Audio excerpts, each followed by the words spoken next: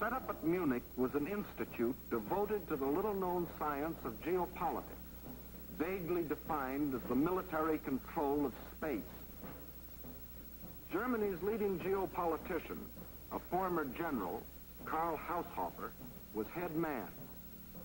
Here was gathered together more information about your hometown than you yourself know. To the German geopolitician, the world is not made up of men and women and children who live and love and dream of better things. It is made up of only two elements, labor and raw material. The geopolitician's job was to transform Hitler's ambition to control these elements into cold, hard reality.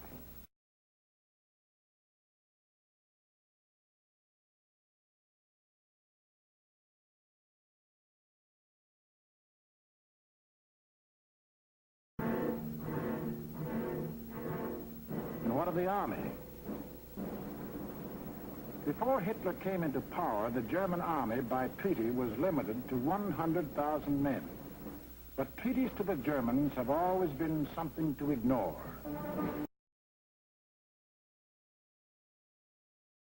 These 100,000 men were, in reality, 100,000 highly trained officers, the men who lead the Nazi regiments today. But Hitler didn't merely ignore the treaty. He tore it up, and in 1935 ordered national conscription. Simultaneously, he ordered German youth to become air-minded. Toy gliders filled the air. But as the boys grew bigger, so did the gliders. Soon these same youths were trained pilots, flying the new planes the factories were producing. The Luftwaffe was being assembled.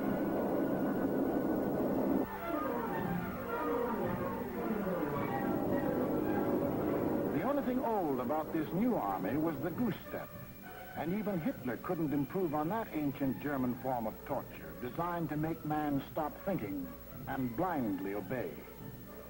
Goose step them until they become as insensible as weapons.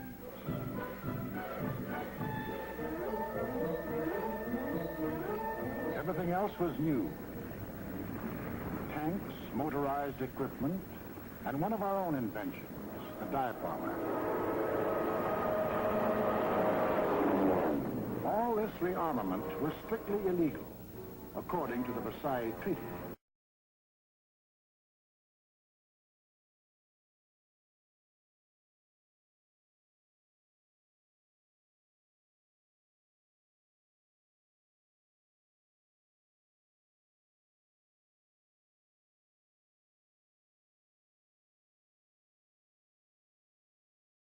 In the last days of the campaign, the Russian army entered eastern Poland and took up positions along the Bug River. The two strongest armies in Europe faced each other. Hitler could decide now whether to keep on heading east or call it quits. He called it quits. Why did Hitler quit here? He had to. To continue a drive to the east would leave Germany facing the threat he had always sworn to avoid. A two-front war.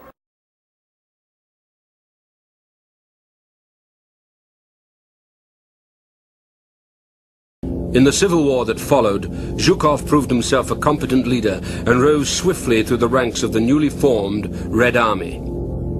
By 1923, he was commanding a cavalry regiment. In an army that was poorly equipped and badly organized, Zhukov acquired a reputation for planning and discipline. In 1939, he was unexpectedly sent to fight a Japanese force that had invaded Mongolia, an ally of the Soviet Union.